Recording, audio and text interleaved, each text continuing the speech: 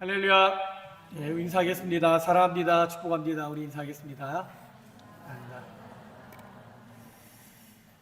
네, 이제 오랫동안 자리를 비웠던 분들도 이제 다시 한국에 갔다가 돌아오시고 또 뭐 여전히 거기 계신 분들도 있지만 그동안 오늘 오신 분들은 그동안 외식을 못 드셨습니다.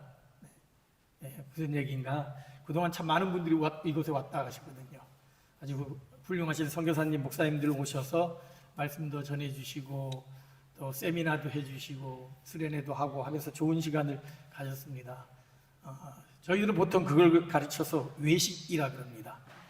예, 아주 맛있는 외식을, 비싼 외식을, 한국에서도 잘 드실 수 없는 말씀의 외식을 잘 드셨을 거라 생각이 되어지고 이제 집밥 먹을 시간입니다.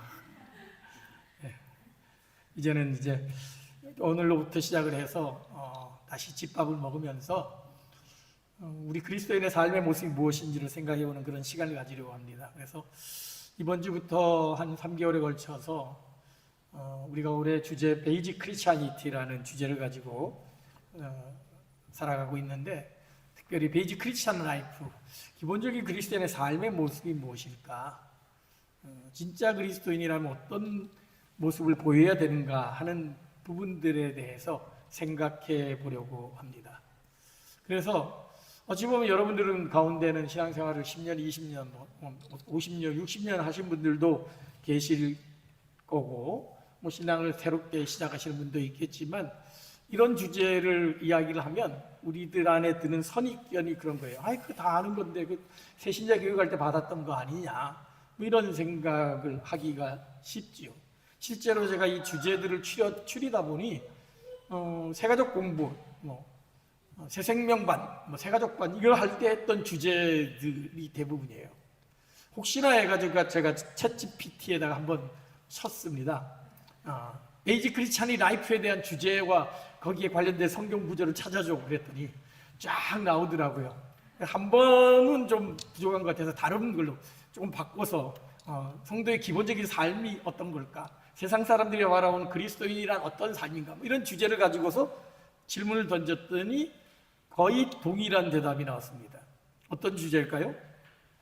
기도하는 사람, 말씀, 예배, 감사, 섬김, 서로 사랑, 자기 부인, 거룩, 성령의 열매, 뭐 이런 이야기들이 쭉 나오더라고요. 좀 이걸 세분화해라 그랬더니까 하나님 사랑에서는 예배하고 기도하고 말씀 있는 거, 이웃 사랑에 있어서는 섬기고 헌신하고 겸손, 온유함으로 대하는 거, 자기에 대해서는 자기 사랑, 자기 부인, 절제, 이런 얘기들이 쭉 나오더라고요. 그래서 그 내용들과 함께 기존의 성경부 교재로 나와 있던 여러 가지 주제들, 그 주제들을 보면서 한 12가지 정도를 추려가지고 오늘부터 하나하나 좀 생각해보는 시간을 가지려고 합니다. 그래서 오늘은 첫 번째 주제가 뭐냐? 기도입니다. 저는 사실 챗GPT에 이걸 놓고 했을 때 예배가 제일 먼저 나올 줄 알았는데 대부분 GPT에서는 기도가 나오더라고요. 그러니까 교재, 우리가 나와 있는 성경부 교재, 또 어떤 새신자의 삶 할 때 첫 번째 주제로 기도를 많이 우리 저자들이 적었던 것 같아요. 그래서 오늘 저도 거기에 순서를 맞춰서 기도에 대해서 좀 생각해보자 하는 그런 생각을 하게 되었습니다. 기도는 우리 그리스도인이 당연히 하는 거죠. 근데 기도는 기독교인만 하는 건 아니죠. 무슬림도 기도하고 불교도들도 기도하고 수많은 종교를 믿는 사람들 다 기도를 합니다. 유대인들은 하루에 3번 정해놓고 무슬림들은 하루에 5번 정해놓고 기도를 하지요. 그런데 2004년도 논문에 의하면 하나님을 믿지 않는 무신론자들도 30% 정도는 가끔 기도를 한다라고 그렇게 조사가 되었습니다. 하나님 믿지 않는, 절대적인 초월자를 믿지 않는 사람들도 상황에 따라서는 기도를 한다라는 것이죠.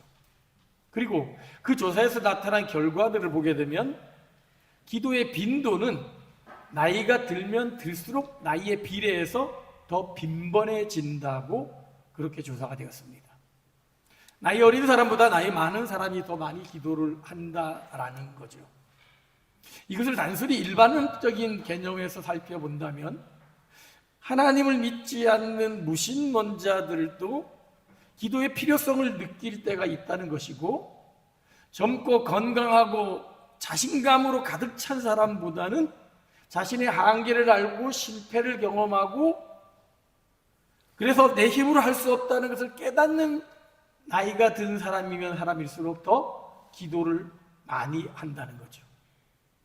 즉, 기도라는 것은 내가 할 수 없음을 인정할 때, 나는 부족하다라는 것을 인정할 때 기도를 하게 된다는 겁니다. 그럼 이걸 거꾸로 뒤집으면 뭐죠? 나는 기도 별로 안 하는데, 난 일주일에 기도 아침에 한 번 할까? 식기도 외에는 안 하는데 라고 생각하는 사람은 어떤 사람이다? 나는 하나님 없어도 괜찮아, 하나님의 도움이 없어도 난 사는데 큰 문제가 없어 라고 생각하는 사람일 수 있다는 거죠. 굳이 하나님께 기도하지 않아도 먹고 사는데 지장이 없다, 굳이 하나님께 기도하지 않아도 나는 직장에서 승승장구하고 있고 사업 잘 되고 우리 아들 잘 먹고 잘 사는데 뭘 기도하냐라고 생각하기가 쉽다라는 거죠. 사실 기도는 우리 그리스도인은 물론이거냐, 종교인들은 물론이거냐, 우리 그리스도인이 해야 될 가장 중요한 것이지만 가장 소홀히 여기는 것이기도 합니다. 통계조사에도 나와 있듯이 급할 때, 아쉬울 때, 문제가 생길 때는 기도해야 된다는 생각이 들다가도 아무런 문제가 없을 때는 굳이 기도를 해야 하는가 하는 그런 생각을 하게 되죠. 저희 교회도 얼마 전까지만 하더라도 목회자 문제로 인하여서 어려움을 겪고 교회가 위기가 닥쳤을 때 기도해야 된다는 마음들이 성도들이 가득했는데 이제 교회가 안정이 되어지고 문제가 없고 교회 주일 예배 드리는데 문제가 없으면 별로 기도를 안 하죠. 저에게 중요한 기도 제목이 있잖아요. 교회에 과연 이 본당을 계속해서 쓸 수 있는지 없는지에 대한 그 여부도 이제 연말 되면 결정이 된다 그러는데, 지금은 그게 위기의식이 느껴지지 않아서 별로 기도하지 않아요. 근데 만약에 저희가 여기서 쫓겨난다라고 생각한다면, 내년도 예배 장소가 없다라고 생각한다면 그때는 불이 나게 기도를 해야 될 수밖에 없겠죠. 우리가 가진 걸로는 어떤 건물을 구할 수 있는 그런 재력도 어떤 능력도 되지 않음을 깨달을 때 우리는 전능자이신 하나님께 기도할 수밖에 없는 것이죠. 사실 성경은 기도에 관해서 거듭하여 강조하고 있습니다. 오늘 본문의 말씀은 5장 16절부터 18절까지에 연결되어 있죠.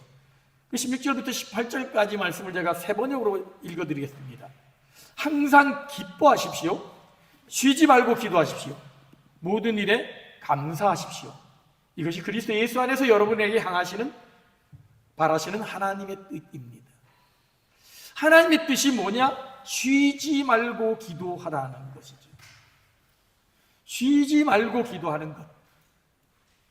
늘 언제나 하나님과 만나며 하나님과 교제하며 하나님과 대화할 것을 명령하고 있습니다. 바울은 빌립보 교회를 향하여서 이렇게도 얘기했습니다. 아무것도 염려하지 말고 모든 일을 오직 기도와 간구로, 모든 일을 기도와 간구로, 염려하지 말고 어떤 일이든지 간에 급하고 중요하고 시급한 문제뿐만이 아니라 일상적인 모든 삶에 있어서 기도와 간구로 감사를 드리면서 여러분의 구할 것을 하나님께 아뢰라는 거죠. 교회당, 예배당과 같은 큰 문제뿐만 아니라 집사 가는 큰 문제뿐만이 아니라 오늘 아침에 일어나서 누구를 만나고 어떤 일을 해야 되고 하는 사소한 것 하나하나까지도 다 감사함으로 하나님께 기도하라는 거지. 하나님, 오늘 아침 하루의 생활도 주님 지켜주길 원합니다. 제가 오늘 누구를 만날 거고 회사에서는 어떤 일들을 할 건데 그런 일들 가운데 하나님 함께 하셔서 지혜 주셔서 좋은 성과 내게 하시고 또 만나는 사람마다 그리스도의 향기를 바라게 하셔서 나를 통해 그리스도의 복음이, 그리스도의 사랑이 전해지도록 하나님 나를 사용해 주시옵소서. 하나님, 오늘 또 점심 식사할 텐데 점심 식사할 때 제가 누구랑 만나서 식사하면 좋을까요? 어느 식당을 가면 좋을지요? 아주 이런 사소한 것까지도 대화를 하면서 하나님께 구하라는 거죠. 사실 이 기도는 사람과의 만남, 사람과의 대화도 굉장히 비슷합니다. 어떤 중요한 문제를 놓고 어떤 능력 있는 사람에게 구합니다.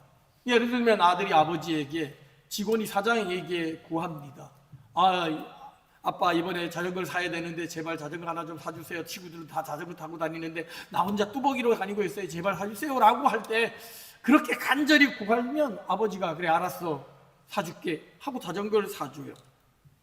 그러고 난 다음에 자전거 타고 돌아오면 집에 들어와서는 아버지 얼굴 쳐다보지도 않고 집 안에 들어가서 방에 들어가서 컴퓨터에 빠져 있습니다.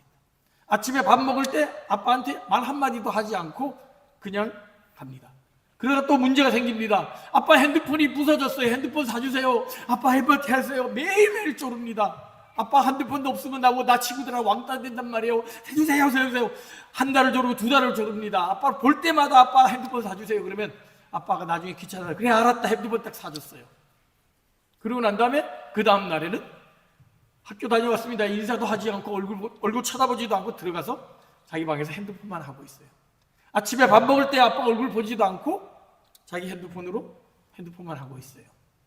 그게 정상적인 부모와 자녀의 관계일까요? 사장과 직원도 마찬가지예요. 직원이 사장한테 중요한 일이 있을 때 이런 사장님 제발 이거 해주시오라고 막 졸라서 알았다고 해줬어요. 근데 그 다음에는 어떤 일이 벌어졌는지 그 일을 통해 가지고 어떻게 되어졌는지 보고도 하지 않고 아는 척도 하지 않는다면 그게 정상적인 관계일 수 있을까요? 진짜 관계는, 진정한 친구 사이는 1시간, 2시간 동안 이야기하고 나서도 헤어질 때 뭐라 그래요? 야, 오늘 얘기를 너무 못했다. 우리 집에 가서 전화로 또 얘기하자. 그리고 와서 집에 가서 전화로 다시 붙들고 쫑알쫑알 대는 게 진짜 친구 관계이죠. 그렇다면 우리는 하나님과 우리와의 관계가 이런 쉬지 말고 기도하는, 모든 일에 기도와 간구로 하나님과 교제하는 그런 모습인지, 아니면 급할 때만 찾는 알라딘의 요술램프와 같은 그런 하나님으로 우리는 생각하고 있는지 한번 우리 자신의 모습을 돌아보아야 됩니다. 성경에는 기도할 것을 요청합니다. 쉬지 말고 기도하라 그러고 구하고 찾고 두드리라고 이야기합니다. 그리고 기도하는 모든 것은 내가 들어줄 것이다라고 약속하고 있습니다. 로마서를 보게 되면 환난을 당할 때 참고 꾸준히 기도하라 그럽니다. 시편 기자는 주님은 주님을 부르는 모든 사람에게 가까이 하신다라고 그렇게 약속하고 있습니다. 그렇습니다. 그리스도인은 기도하는 사람입니다. 성경은 우리가 기도해야 될 것을 곳곳에서 명령하고 있습니다. 쉬지 말고 기도해야 되고 모든 일에 기도와 간구로 하나님께 아뢰야 되고 기쁠 때뿐만이 아니라 슬플 때뿐만이 아니라 어려운 상황일 뿐만 아니라 어떤 상황에서도 기도해야 됩니다. 그리스도인은 언제나 어디서나 어떤 문제든지 간에 하나님께 간절히 구해야 될 의무가 있는, 특권이 있는 사람이 바로 그리스도인이라는 거죠. 하나님은 기도하는 사람을 통해서 함께 하시고 기도를 통해서 일하시기 때문입니다. 그래서 오늘 본문은 분명하게 이야기합니다. 쉬지 말고 기도하십시오. 쉬지 말고 기도하십시오. 어떻게 우리가 쉬지 말고 기도할 수 있을까요? 기도하라는 명령은 이해가 됩니다. 그래, 중요할 때 기도하지, 급할 때 기도하지. 그런데 쉬지 말고 기도하라는 것은 어떻게 가능할까요? 기도에는 크게 두 가지 요소가 있습니다. 하나는 간구, 하나는 교제라 그러죠. 서플리케이션, 하나님께 구하는 겁니다. ask, 요청하는 겁니다. 그러나 또 하나의 기도의 요소가 있습니다. 교제입니다. communication, fellowship. 하나님과 소통하는 것이죠. 우리는 간구하는 기도는 익숙해 있습니다. 특히 한국 사람들 간구하는 기도 잘 합니다. 산기도하고 백일 기도하고 통성 기도하고 주여 삼창하면서 무언가를 이루어내기 위하여서 하나님께 부르짖는 기도 참 열심히 잘하는 사람들입니다. 또 성경도 이러한 강청기도, 간구하는 기도의 중요성에 대해서 거듭하여 말씀하고 있습니다. 예레미야 33장 3절, 너는 내게 부르짖으라, 내가 내게 응답하겠고 내가 알지 못하는 크고 비밀한 일을 내게 보이리라 약속을 하셨죠. 부르짖어야 됩니다. 예수님도 말씀하셨죠. 구하라, 찾으라, 두드려라. 그러면 결국 얻게 될 것이다 약속하셨습니다. 이 강청 기도가 얼마나 중요한지 예수님은 비유로도 말씀하셨죠. 밤중에 찾아온 친구, 비록 그 벗된 우정을 통해서는 주지 않다 할지라도 밤에 찾아와서 귀찮아서라도 그 구할 것을 줄 거다. 또 불의한 재판관을 찾아간 과부의 비유를 통해서도 그 재판관이 불의하지만 못된 놈이지만 정의를 이루기 위해서가 아니라 그 과부가 귀찮게 하니까 귀찮아서라도 내가 들어줄 것이다 라고 했던 것처럼 하물며 정의롭고 은혜로우신 하나님 아버지께 이렇게 구하는 자에게 가장 좋은 것을 주시지 않겠느냐라고 말하면서 이 강청기도가 중요하다는 사실을 거듭해서 말씀하고 있습니다. 그런데 만약 기도가 이렇게 강청기도, 필요할 때만 구하고 아쉬울 때만 드리는 것이 기도라면 우리는 하나님을 그저 알라딘의 요술 램프나 도깨비 방망이 밖에는 생각하지 않는 것이 되겠죠. 급할 때만 불러내고 핸드폰이 아쉬우니까 자전거가 아쉬우니까 아빠 찾다가 그거 얻고 나면 그냥 대화도 하지 않고 얼굴도 바라보지 않는 그런 아들의 모습과 같은 모습이 우리 가운데 있을 수 있다는 것이죠. 성경은 이러한 강청기도의 중요성을 이야기함과 동시에 또 하나의 기도의 측면을 강조하고 있습니다. 그것은 바로 오늘 본문의 말씀처럼 쉬지 말고 기도하는 것입니다. 모든 일에 기도와 간구로 나아가는 것을 요청하는 것입니다. 쉬지 말고 기도하라. 이것이 너희를 향하신 하나님의 뜻이라고 이야기합니다. 하나님이 원하시는 것은 쉬지 말고 기도하는 것이라는 거죠. 어떻게 우리가 쉬지 말고 기도할 수 있을까요? 그래서 김영복 목사님은 사김의 기도라는 책을 통해서 쉬지 않고 기도하는 것, 날마다 기도의 삶을 사는 것이 어떤 것인지를 이렇게 설명을 했습니다. 그분이 사김의 기도라는 책에서 이렇게 얘기합니다. 기도는 사김이다. 기도의 참된 의미는 여기에 있다. 우리가 눈을 떠 그분을 뵙고 그분을 향해 마음을 열고 우리 삶에 그분을 받아들이면 사김은 시작된다. 기도를 통해 영이신 하나님과 사귀다 보면 요청할 때도 있고 침묵할 때도 있고 찬양할 때도 있다. 묵묵히 하나님과 함께 일하는 것도 사귐이다. 그 모든 것이 기도다. 하나님과의 관계가 지속되고 있는 한 우리가 하는 모든 행동은 기도다. 이렇게 사귐의 기도를 지속하면 우리는 하나님의 성품에 점점 깊이 참여하게 되고 그분을 닮아간다. 진정한 관계란 무엇이냐? 함께 있는 것이죠. 급할 때만 만나는 것이 아니라, 급할 때만 불러내는 것이 아니라, SO 치고 119 쳐가지고 그때만 불러내고 문제가 해결되면 헤어지는 것이 아니라 그저 옆에만 있는 거죠. 사소한 이야기하고 오늘 뭘 먹었는지, 어떤 옷을 입었는지, 어떤 생각을 했는지, 누구는 어떤지 이러면서 다양하게 아주 작은 이야기들 함께 나누는 것이 진정한 친구 관계, 진정한 교제이듯이 하나님과의 관계도 마찬가지라는 것이죠. 그래서 김영복 목사는 우리가 급할 때 하나님께 요청하는 이 강청기도도 중요하지만 우리의 일상적인 삶 가운데서 일어나는 소소한 것들, 그런 것들을 함께 하나님께 나누는 것이야말로 하나님이 원하시는, 기뻐하시는 그리스도인의 삶이라는 사실을 강조했던 것입니다. 그래서 J.I. 패커라는 목사님은 하나님을 아는 지식이라는 책에서 기도에 대해서 이렇게 설명을 했습니다. 기도란 하나님이 거룩한 말씀과 은혜로 시작하신 대화를 끊임없이 이어가서 마침내 주님과 온전히 만나는 단계에 이른 일이다. 말씀과 은혜로 시작했던 이 대화가 끊임없이 이어져서 온전히 주님과 만나는 것, 계속적으로 주님과 교제하는 것 자체가 기도라는 거죠. 단지 무언가 아쉬워서 하나님 이거 해주세요 하고 난 다음에 돌아서는 것이 기도가 아니라 끊임없이 하나님과 만나 대화하며 교제하는 것, 하나님과 동행하는 삶을 살아가는 것, 그것이 바로 기도라는 것입니다. 그래서 그분은 기도에 대해서 이렇게 정의했습니다. 기도란 의무를 지나 기쁨에 이르는 길찾기다. 기도하라 그러면 의무처럼 느껴지죠. 새벽 기도 나와, 금요기도에 나와, 153 기도해야 된다, 날주암 해야 된다, 이게 의무로 들려지는데 그 단계를 지나서 그 시간이 기다려지고 즐겁고 기쁨으로 가득 차게 되는 것, 그것이 진정한 기도라는 거죠. 기도를 통해 기쁨을 찾을 수 있다는 것입니다. 실제로 성경을 보게 되면 성경의 위대한 사람들은 이런 일상의 기도, 이런 사귐의 기도를 통해 하나님의 위대한 역사를 만들어갔던 것을 보게 됩니다.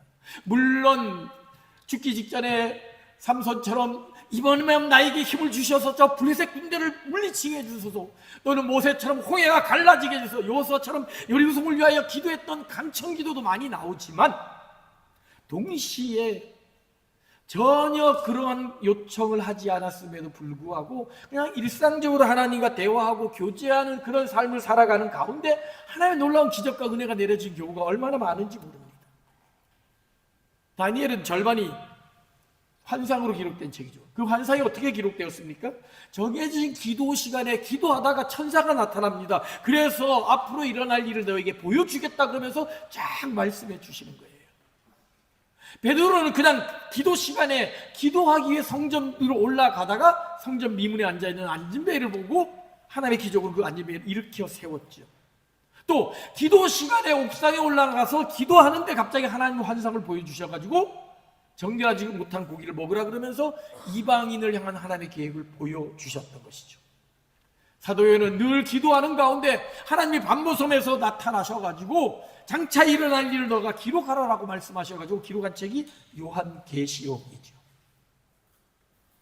아기 예수의 탄생을 공식적으로 증언한 공식적인 증인 시몬과 안나는 어떻습니까? 그냥 평생을 기도하는 사람이었습니다. 성전을 떠나지 아니하고 하나님의 약속이 이루어지기를 바라보면서 늘 기도하는 삶을 살아가는 가운데 하나님이 그들에게 아기 예수를 보여주셨고, 이 아기 예수가 바로 구약에서 예언된 메시아라는 것을 공식적으로 증언하는 그런 사람이 될 수 있었던 거죠. 이들 모두가 그냥 쉬지 말고 기도하라는 말씀에 순종해서 늘 기도하던 사람들이었습니다. 하나님은 바로 그런 사람들을 사용하셔서 하나님의 역사를, 기적을 만들어 가셨던 것이죠. 자, 그렇다면 어떻게 우리는 그럼 이런 다니엘과 같은, 베드로 같은, 요한이나 시몬, 안나와 같은 그런 기도의 삶을 살아갈 수 있을까요? 어떻게 우리는 쉬지 않고 기도할 수 있을까요? 잠깐 기도하다가 기도해야 되겠다 라고 마음을 먹다가도 당장 돌아서면 기도를 잊어버리지. 습관처럼 식사 기도는 드리고 나지만 밥 먹을 때는 아무 생각이 없죠. 친구들과 이야기할 때 아무 생각이 없죠. 직장에서 일을 할 때 아무 생각이 없죠. 근데 어떻게 우리가 쉬지 않고 기도할 수 있을까요? 거기에 대한 힌트가 제가 어떤 사진을 보다가 딱 드는 생각이 있었습니다. 사진 하나 딱 보여주시죠. 쉬지 말고 기도하는 사람 뭐하죠? 쉬지 않고 핸드폰 보는 사람. 아마 한국 다녀 오신 분들 누구나 익숙하게 보던 장면일 겁니다. 지하철에 앉아있는데 모두가 지금 핸드폰에 빠져있는 모습이지요. 이거를 제가 챗GPT에게 이렇게 했습니다. 이 그림을 기도하는 손으로 바꿔줘 했더니 이렇게 바뀌었습니다. 이렇게 바뀌었습니다. 이런 장면이 지하철에서 일어난다면 얼마나 놀라운 일이 벌어질까요? 아멘입니다. 천국에서는 그러겠죠. 네. 그렇습니다. 우리가 너무도 익숙해 있는 이 핸드폰. 근데 우리가 이것에 쉬지 말고 이거 의무로 보는 사람 없잖아요. 우리 친구들 뭐 의무적으로 내가 1시간 이상은 핸드폰 봐야 되겠다 이런 책임감을 가지고 부모님이 이거 하라 했으니까 한다라고 하는 사람 있으세요? 그냥 보는 거예요. 그냥 심심하면 보고 중독이 될 정도로. 쉬지 않고 기도한다는 것도 이거라는 거죠. 그냥 기도하는 겁니다. 심심할 때, 급할 때, 기쁠 때, 즐거울 때, 슬플 때, 화가 날 때 그냥 기도하는 겁니다. 우리의 일상의 삶의 모든 순간순간이 막 화가 나는데 하나님 너무 화가 납니다. 기도해요. 다윗은 시편에 보면 저주시라고 쓴 시들이 있어요. 하나님 원수를 멸해 주시고 3대가 멸하게 해주시고 다 죽게 해주세요. 화가 났어요. 근데 그 화를 어떻게 해요? 하나님께 풀고 있는 거예요. 하나님, 내 이 상황이 돼 있는데 원수가 저렇게 잘 먹고 잘 사는데 나는 이렇게 살아야 됩니까? 또 기쁠 때 하나님 너무 즐겁습니다. 너무 행복합니다. 왜 나 같은 이런 사람을 하나님 이렇게 복주해서 이런 은혜를 누리게 하는지 기쁘고 즐거울 때 하나님 너무 슬프네요. 내 사랑하는 친구가 어려움을 당했습니다. 하나님 어떻게 하면 좋을까요? 모든 상황 속에서 기도한다는 거죠. 그러면 어떻게 우리가 이런 쉬지 말고 기도해야 될까? 실제적인 적용 방안에 대해서 제가 생각을 해봤습니다. 가장 첫 번째 우리가 할 수 있는 게 뭐냐? 우리가 직접 매번 여러분 주보에 또 온라인 주보에 수록이 되어 있는 겁니다. 이게 뭐죠? 날주함이죠. 날마다 주님과 함께. 여기에는 그날 보아야 될 성경에 대한 질문지와 함께 중보 기도가 적혀져 있습니다. 교회의 공적인 기도 제목과 나라와 민족을 위한 기도 제목을 적어놨습니다. 특별히 올해 7월 달부터는 각 성도들의 이름을 적어놓고 있습니다. 이제 한국으로 돌아가기 전에 김태호, 선우경 가족 찬영의 시영이를 위해서 또 기도하고 기억리은 순으로 쭉 이렇게 나가고 있는데 이런 거 있는지 몰랐죠. 처음 본 사람도 있다는 듯이 7월 달부터는 여러분의 성도들의 각 가정을 놓는데 제가 이걸 만들면서도 어제도 제가 이번 주도 만들면서 회의감이 드는 거예요. 만들어도 될 필요가 있을까? 이걸 보는 사람이 얼마나 있을까? 뭐 요즘은 종이를 안 본다 그래가지고 이 날짜한 프린트물은 10장 정도밖에 하지 않는데도 남아있더라고요. 그러니까 또 위로하느라 그래요. 목사님 다 요즘은 핸드폰에 거기 있기 때문에 핸드폰으로 다 보고 있어요. 또 오늘 일부 예배 드리는데 이걸로 너무 은혜 받는다고 우리 성도들 위해 구체적으로 기도할 수 있어서 너무 좋다. 이런 얘기를 들어서 또 만들어야겠구나 이 생각을 했는데 하면서 과연 성도들이 내가 이렇게 수고하고 애써 이 노력을 차라리 다른 데 하는 게 낫지 않는가 뭐 이런 생각이 고민이 들지만 그럼에도 불구하고 날마다 주님과 함께 매 순간마다 주님과 함께 하기 위해서 기도와 말씀으로 살아가는 것이 중요하다는 것을 알게 여러분에게 이렇게 내어드리고 있습니다. 그리고 오늘 주일 예배 같은 경우는 아이노스 찬양팀이네요. 마침 우리 정장 집사님 딱 돌아온 날짜와 맞춰가지고 한 달간에 맞춰서 우리 찬양팀을 위해 기도하고 주일날에는 주로 이제 주일 예배와 예배국이나 어떤 부서들을 위해서 기도를 하고 평일에는 이제 성도들 위해서 쭉 기도를 하고 있는데 이런 것들을 통해서 기도의 습관을 키워가는 거죠. 또 하나가 있습니다. 올해부터 저희가 여러분에게 내어드린 거 있죠. 여전히 뒤에 남아있지만 153 기도. 153 기도를 보게 되면 유대인들이 드렸던 믿음의 선배들이 드렸던 제3시기도, 6시기도, 9시기도를 본받아서 우리도 그 시간에 맞춰서 기도하자라는 의미를 가지고 이걸 만들었습니다. 그래서 제3시기도는 교회를 위한 기도, 제6시기도는 하나님의 나라를 위한 기도, 제9시기도는 개인과 가정을 위한 기도로 해서 중요한 기도 제목을 놓고 그냥 한번 쭉 읽어보라고 하루에 3번 5분간 기도하자라는 의미에서 153 기도를 하고 있습니다. 실제로 성경을 보게 되면 기도 시간에 기적이 일어난 것을 보게 됩니다. 베드로도 기도 시간에 성전 미문에 앉은 안진배를 보았고 고넬료 환상을 보게 되죠. 엘리야도 기도 시간에 그 제단에서 기도하는 그 시간에 하늘에서 불이 떨어지는 갈멜살 불의 역사가 일어납니다. 다니엘도 기도 시간에 기도할 때 천사가 방문해서 환상을 보여주셨죠.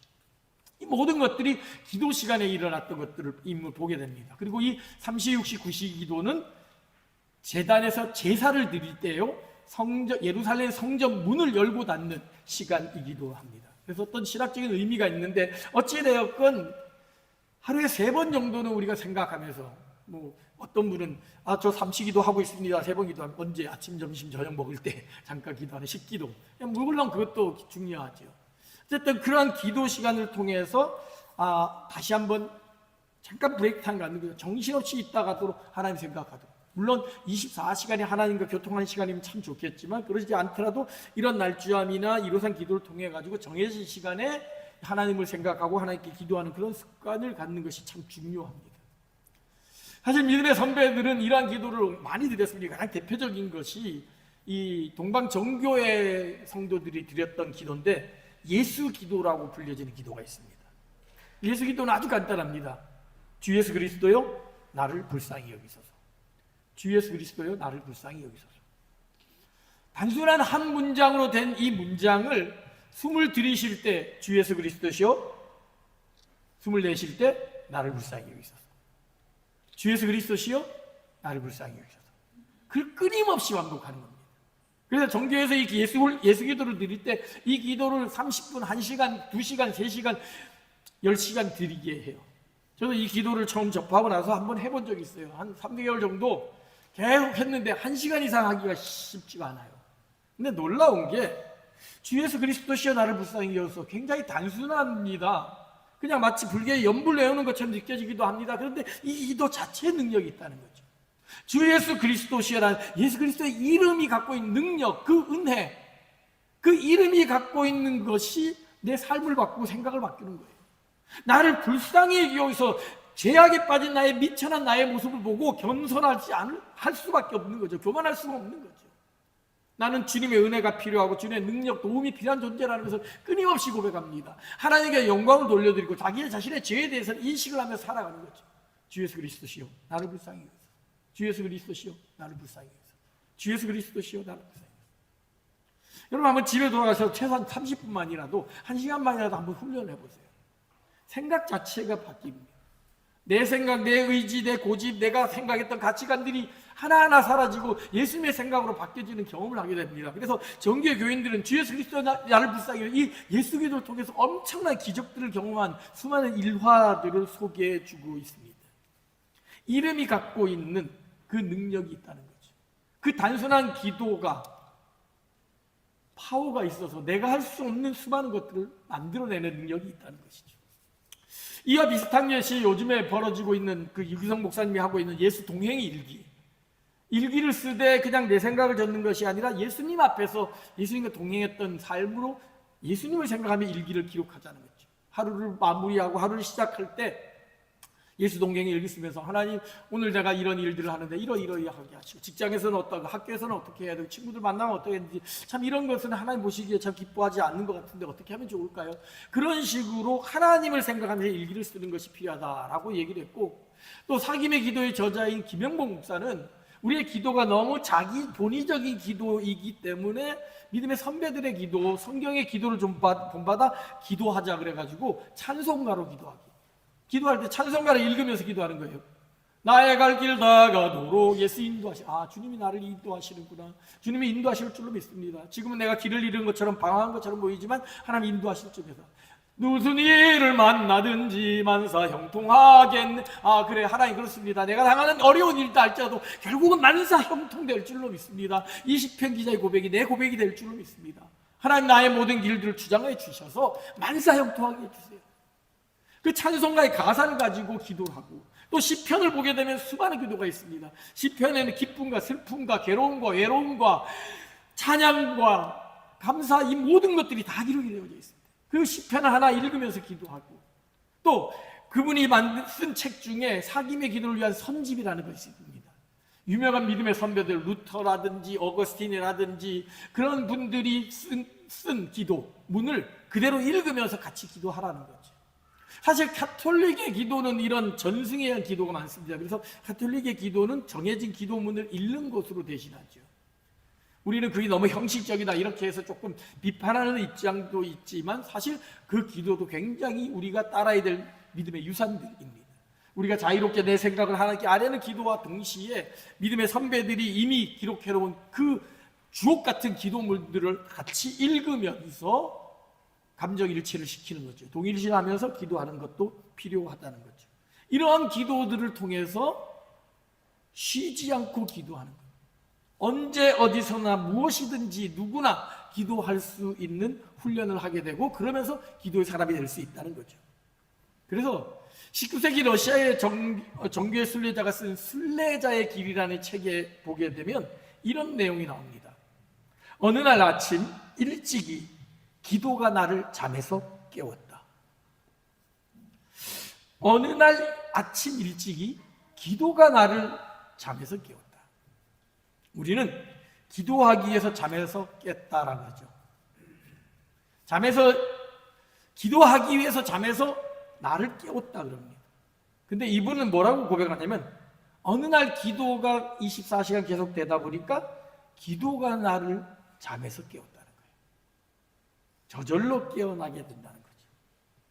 잠들어 있을 때라도 기도가 저절로 작동해서 나를 깨우게 된다는 것이죠. 기도가 나를 잠에서 깨우듯이, 기도가 나를 어려운 상황에서 이겨내게 하고, 기도가 나를 하나님을 더욱더 느끼게 하고, 기도가 나를 예배에 더욱더 집중하게 하고, 기도가 나를 미워하던 사람을 사랑하게 되는 그 일들이 벌어지게 된다는 것이죠. 그게 바로 기도, 쉬지 않고 기도하라는 것이죠. 분투 노력하는 기도가 아니라, 강청하는 기도뿐만이 아니라 거기서 한 걸음 나아가 저절로 작동하는 기도, 저절로 되어지는 기도의 단계로 나아가게 됐다는 것이죠. 그렇습니다. 성경은 우리가 구하고 찾고 두드리는 기도를 요청하는 것뿐만이 아니라 쉬지 말고 기도할 것을 요청합니다. 급할 때, 아쉬울 때 하나님을 찾는 것도 중요하지만 그보다 더 중요한 것은 언제 어디서나 어느 상황에서든지 하나님과 교제하는 것, 그것이 중요하다는 사실을 우리에게 일깨워주고 있습니다. 왜 우리가 급할 때, 왜 어려울 때 하나님을 찾을까요? 급한 일이 생기고 어려운 일이 생기기 때문이죠. 그 얘기는 뭡니까? 평상시 기도하지 않았기 때문이죠. 아들과 아버지의 비유에서 왜 자전거 사달라고 떼를 쓰고 핸드폰 사달라고 떼를 쓸까요? 평상시 아들과 아버지가 원만한 교제를 갖고 충분한 대화를 한다면 아버지가 알아서, 아, 요놈이 자전거 필요하겠구나, 아, 요놈이 핸드폰 필요하겠구나, 이것이 없어서 친구들한테 왕따 당하고 있고 어려움을 겪구나, 저절로 알아서 구하지 않아도 주실 수 있죠. 하나님과의 관계도 마찬가지라는 거예요. 우리의 일상의 삶 속에서 늘 하나님과 교제하고 하나님의 마음을 헤아리며 하나님과 대화를 이어간다면 우리가 굳이 구하지 않아도, 강청하지 않아도 하나님이 알아서 먼저 미리 구할 것을 아시고 우리에게 주시는 분이 우리가 믿고 의지하는 하나님 아버지라는 사실을 성경은 분명하게 기록하고 있습니다. 그러기에 우리는 오늘 말씀을 통해 쉬지 않고 기도하는 것이 무엇인지, 얼마나 중요한 것인지, 그 삶을 통해 우리가 누릴 수 있는 은혜와 복이 얼마나 그 놀라운지를 깨달으면서 쉬지 말고 기도함으로 말미암아 기도의 사람으로 되어 늘 하나님과 교제하는 그런 기도의 사람으로 살아가는 저와 여러분, 우리 모두가 되기를 주님의 이름으로 축원합니다. 말씀을 마무리합니다. 칠레의 33명의 광부가 광산이 붕괴되어서 700m 지하에 갇혀 있었던 일이 있습니다. 2010년 8월 5일 칠레 북부에 있는 아까다마 사막에 위치한 산호세 광산이 무너졌는데 지하 700m입니다. 근데 이 사람들이 매몰된 지 69일 만에 전원 구조됩니다. 어떻게 이런 기적이 일어났을까? 파헤쳐 가는 가운데 사고가 난 지 17일 만에 구멍을 뚫게 됩니다. 그리고 그 구멍을 통해 지금 33명이 모두 살아있다는 소식을 듣게 됩니다. 그 이후로 구조되는 그 구멍을 통해 끊임없이 광부들과 대화를 이어갑니다. 여러분, 여러분을 위해 구조활동을 하고 있으니까 희망을 잃지 마시고 서로 격려하면서 하십시오. 산소도 얼마 남지 않았으니까 여기를 통해서 정해진 산소를 통해서 아껴서 쓰시고, 음식도 없으니까 나눠 쓰면서, 그러나 반드시 우리가 구조할 겁니다. 아마 그 구멍을 통해서 가족들과도 대화가 이루어졌을 것입니다. 그리고 마침내 69일이 지났을 때 전원이 구조됩니다. 그들이 69일이라는 그 암흑 속에 갇혀 있었으면서도 살아날 수 있었던 것은 바로 그 구멍을 통해 이루어지는 대화를 통해 희망을 발견했기 때문이죠.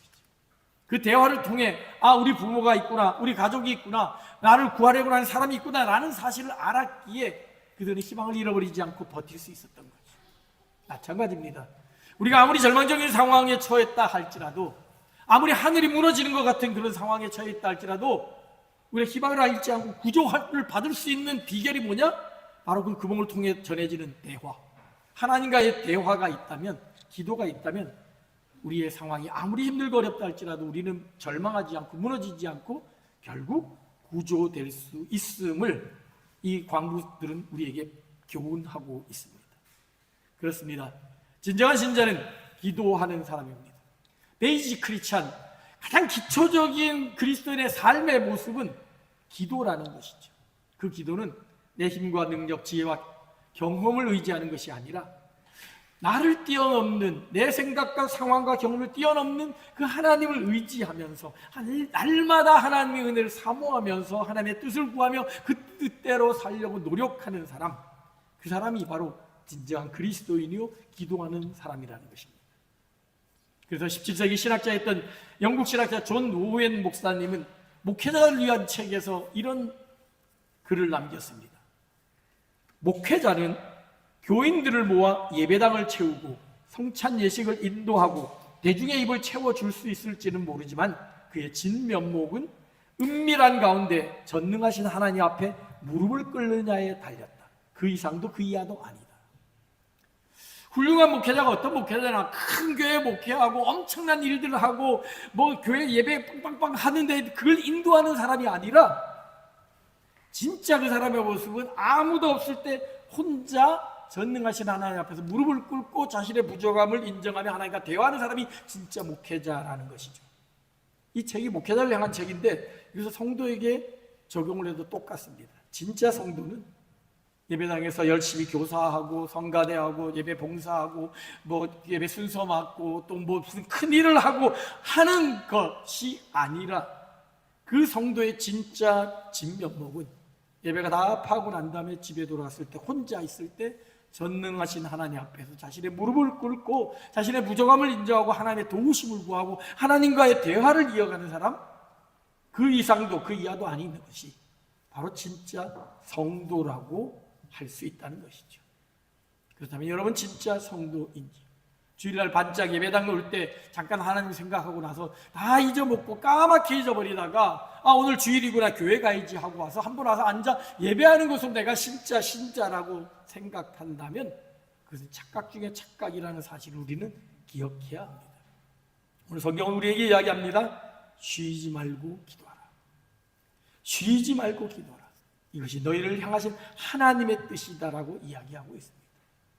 우리의 삶의 순간순간마다 하나님을 의지하고 우리가 생명의 호흡, 숨을 쉬지 않으면 살아갈 수 없는 것처럼 기도하지 않으면 살아갈 수 없다는 사실을 인식하고 날마다 하나님을 생각하며 하나님과 교제하며 교통하며 하나님과 대화하며 살아가는 그런 진정 기도의 사람으로 살아가는 저와 여러분 우리 모두가 되기를 주님의 이름으로 축원합니다. 이 시간 우리 말씀을 이어가며 함께 같이 찬양하기 원합니다.